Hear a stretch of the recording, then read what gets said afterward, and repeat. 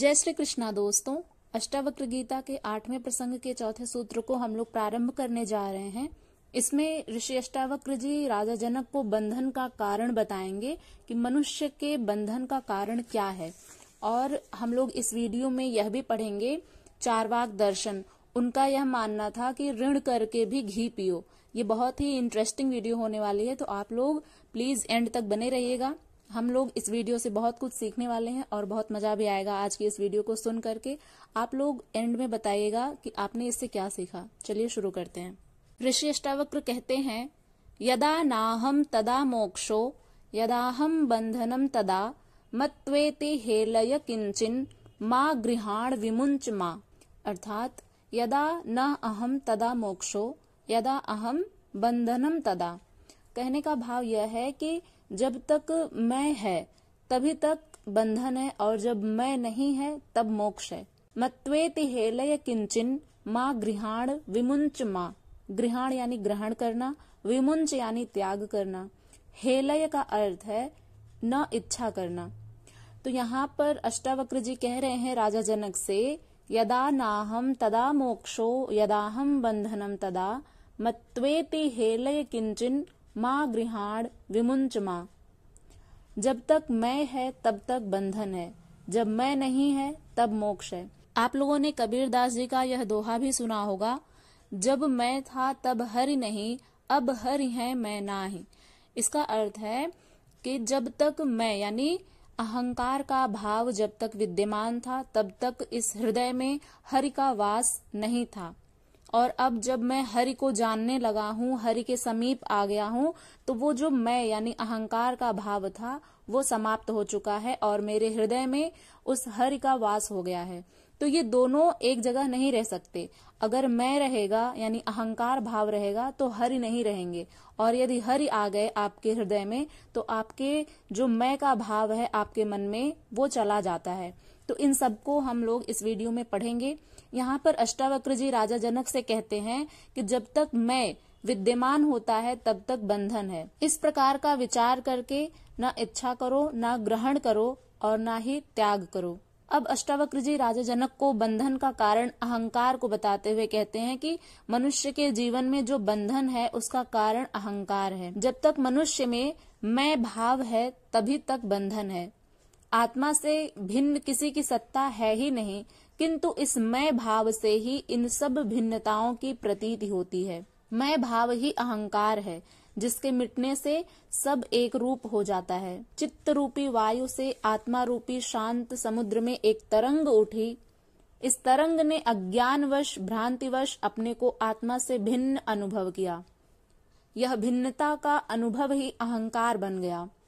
अहंकार के कारण अथवा भिन्नता के कारण वह स्वयं कर्ता बन गया, भोक्ता बन गया, विचार एवं बुद्धि का प्रयोग करने लगा, विषयों में आसक्ति बढ़ी, कुछ पाने की इच्छा से भागदौड़ आरंभ हुई। यही मन एवं बुद्धि बन गया जिससे सृष्टि का क्रम चल पड़ा। यह सारी उहापोह अहंकार के कारण आरंभ हुई कि उसने अपना स्वतंत्र अस्तित्व मान लिया। यदि यह मैं का भाव नष्ट हो जाए तो न विचार पैदा होंगे, न इच्छा, न वासना आदि होगी, न ग्रहण व त्याग होगा। भिन्नताएं ही मिट जाएंगी, एक ही आत्मा शेष रह जाएगी। फिर किसका त्याग व ग्रहण होगा? ऐसी स्थिति को उपलब्ध हो जाना ही मोक्ष है। जब तक जीव का संबंध इस अहंकार रूपी राक्षस के साथ रहता है तब तक वह अपने को आत्मा से भिन्न मानता रहेगा। तब तक मुक्ति है ही नहीं और न ही मोक्ष है। अष्टावक्र जी ने मूल पर ही गहरी चोट मारी है। जो हमारे मन में मैं का भाव विद्यमान रहता है, इसका जो मूल है उसको बताते हैं कि हमारे जो विचार हैं यही एकमात्र कारण है। वे कहते हैं कि जड़ को ही उखाड़ फेंकने को कहा है, जिससे यह अहंकार रूपी वृक्ष पनपे ही नहीं।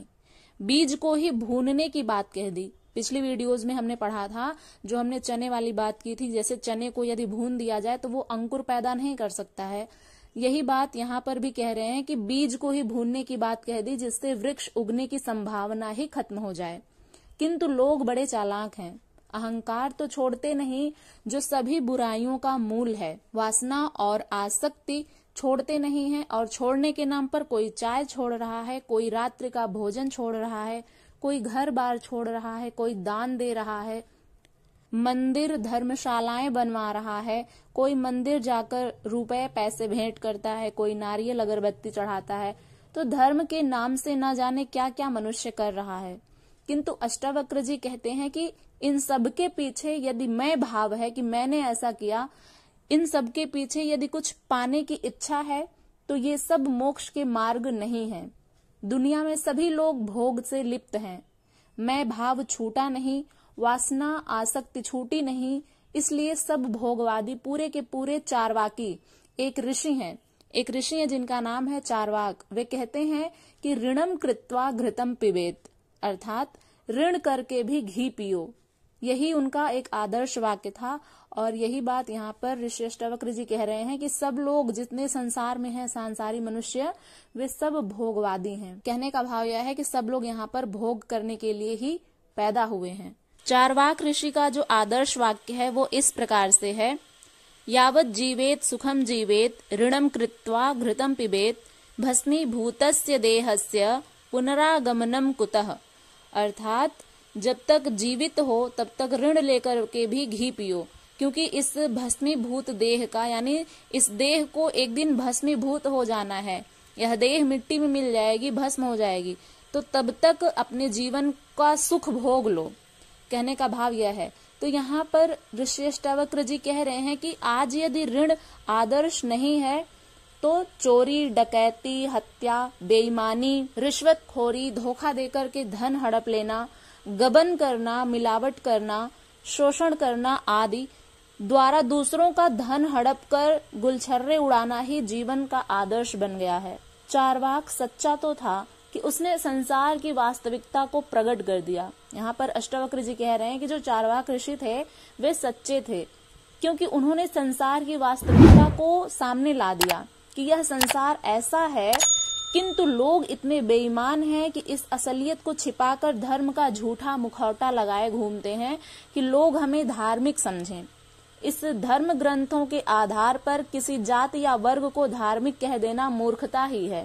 गीता, कुरान, बाइबिल, गुरुवाणी आदि के आधार पर कोई कहे कि मैं इसे मानता हूँ, इसे पढ़ता हूँ, इसलिए धार्मिक हूँ, यह मूर्खता पूर्ण एवं पाखंड युक्त है।